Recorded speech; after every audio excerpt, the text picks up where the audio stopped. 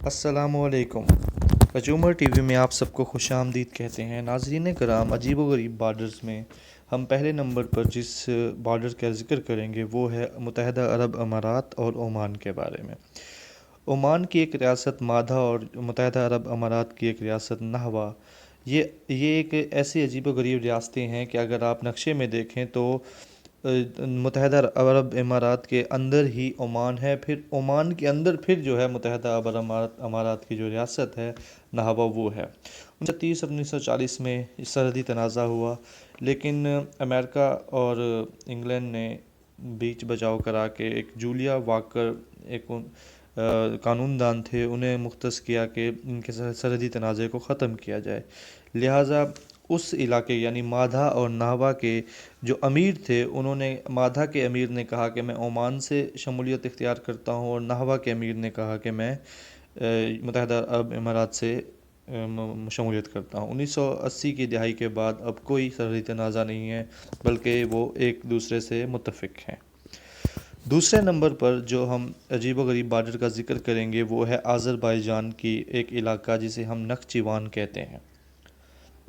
نخچیوان جو ہے آذربائیجان کے ایک قریب ملک ہے آرمینیا کے بعد جو ایک ٹکڑی بچتی ہے نخچیوان کی، وہ ہے تو آذربائیجان کی، لیکن وہ اس سے بہت دور ہے، یعنی آپ اسے کہہ سکتے ہیں کہ یہ انکلیو پارٹ ہے یا ایکسکلیو پارٹ ہے۔ انکلیو پارٹ ہوتا ہے کسی ملک کے اندر، ایکسکلیو پارٹ ہوتا ہے کسی ملک کے باہر کا جو حصہ، جیسے پاکستان بنگلہ دیش کے ساتھ تھا۔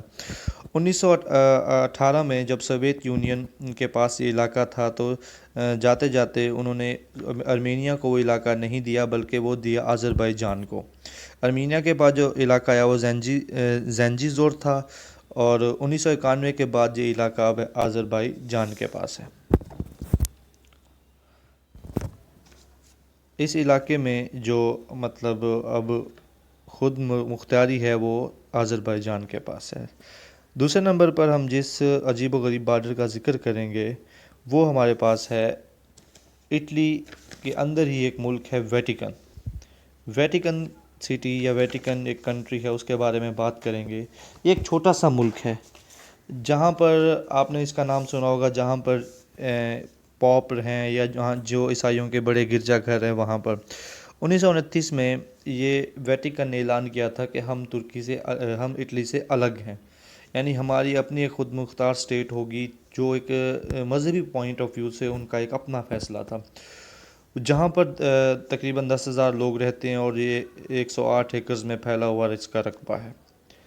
ویٹیکن سٹی ایک الگ ملک ہے۔ ویٹیکن سٹی کے بعد ہم جس کنٹری کا ذکر کریں گے وہ ہمارے پاس ہے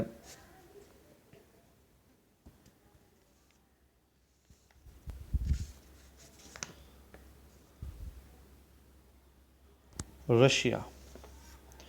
رشیا کی ایک ریاست ہے کیلنگراڈ۔ کیلنگریڈ جو ہے رشیا سے دور ہے، اسے بھی ایکسکلیو پارٹ میں گنیں گے۔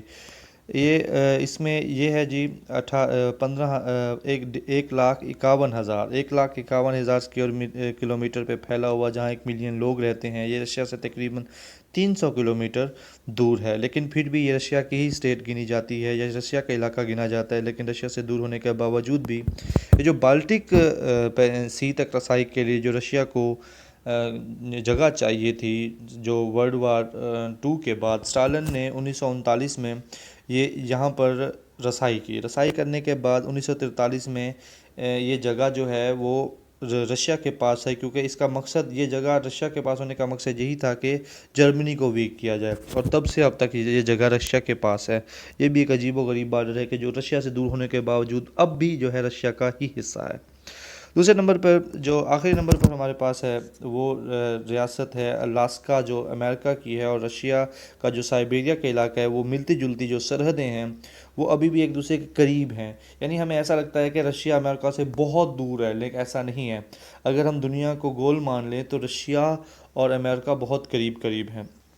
تو اس کی قریب ہونے کی وجہ یہ ہے کہ یہ جو بیرنگ اسٹریٹ ہے پیسیفک اوشن میں، تو وہاں پر سائبیریا اور الاسکا آپس میں ملے ہوئے ہیں۔ وہاں پر ایک بگ بایومیڈی جو ایک ہمارے پاس ایک ان کے رشیا کا ایک جزیرہ ہے، وہ جزیرہ اور ایک جو اسمال ڈائمیڈی ہے جو امریکہ کے پاس ہے وہ بہت قریب ہیں، یعنی 2.4 مائلز ایک دوسرے سے دور ہیں۔ اچھا، ویسے دیکھا جائے تو رشیا اور امریکہ میں 21 گھنٹوں کا ڈفرینس ہے، لیکن دیکھا جائے تو یہ دونوں ملک صرف 2.5 میل کے فاصلے پر ہیں۔